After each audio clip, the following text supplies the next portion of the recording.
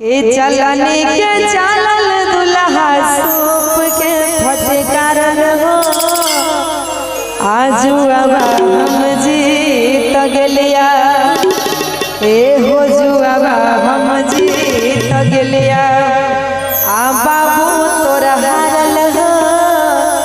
कि जुआबा हम जीत गलिया।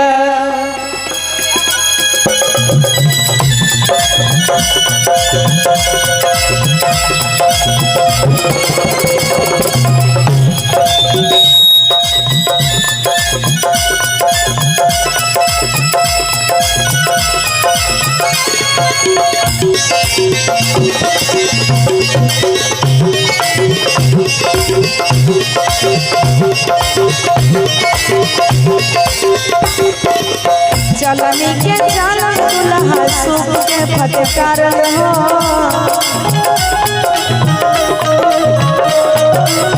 चलनी के चलल दुल्हा सूप के फटकार हो जुआबा हम जीत गलिया जुआबा हम जीत गलिया बाबू तोर हारल हो जुआबा हम जीत गलिया बाबू तोर हारल हो जुआबा हम जीत गलिया।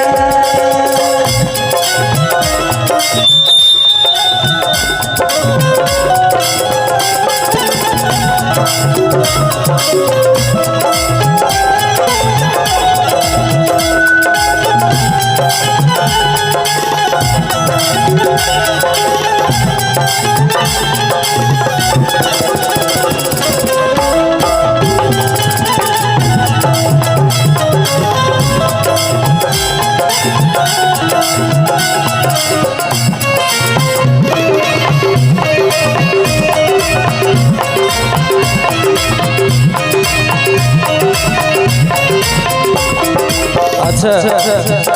अब हमर तक एगो कर्तव्य बने से कोनो भए गेल लड़का जी के ने से बोल दिया ना तो सुना उषा जी मांगैला लड़का तोहर पूछल खुन है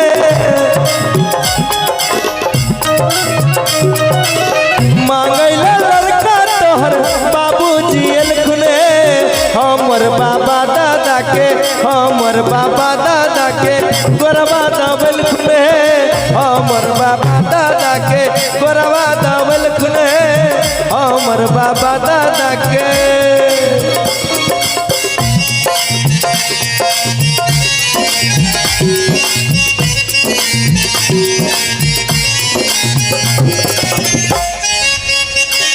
हेलो हेलो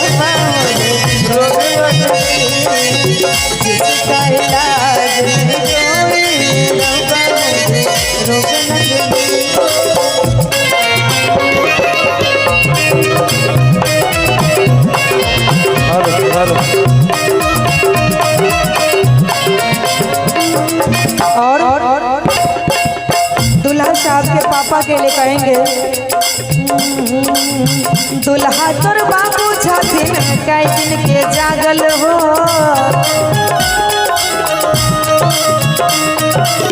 दुल्हा तोर बाबू छथिन कई दिन के जागल हो माई से हारल बकलोलपुर से भागल हो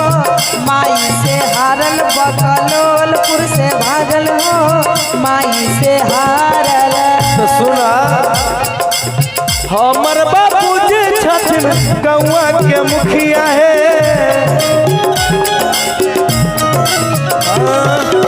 हमर बाबूजी छथिन गौवा के मुखिया है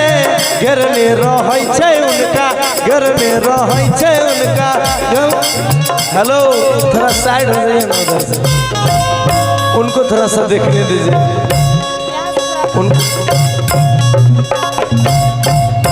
डिस्टर्ब हो जा रहा है उनको थोड़ा सा देखने दीजिए। हमर बाबूजी छथिन गौवा के मुखिया है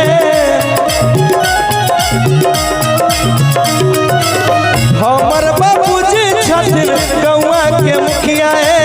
घेरने रहै छै उनका घेरने रहै छै उनका सरपंच के दुखिया है घेरने रहै छै उनका सरपंच के दुखिया है घेरने रहै छै उनका।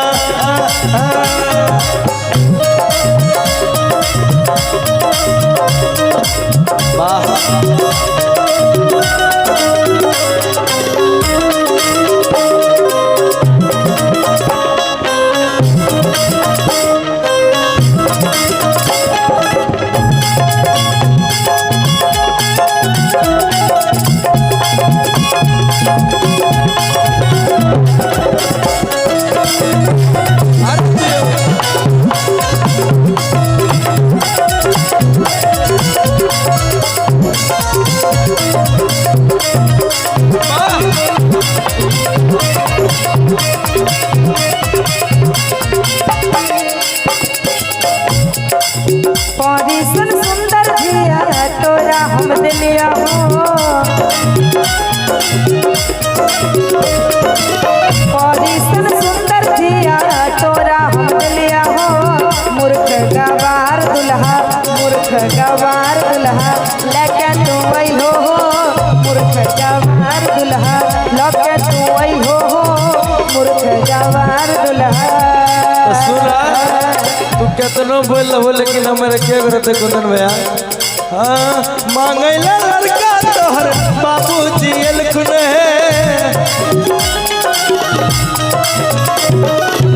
मांगैला लड़का तोहर बाबूजी एलखुन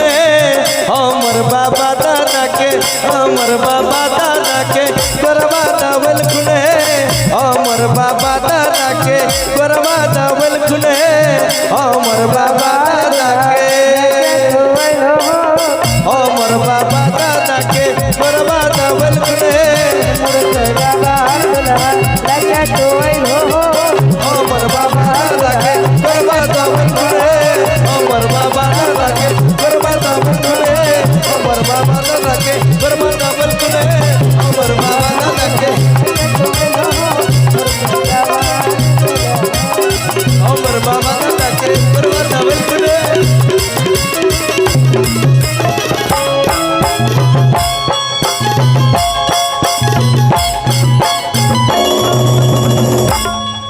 क्या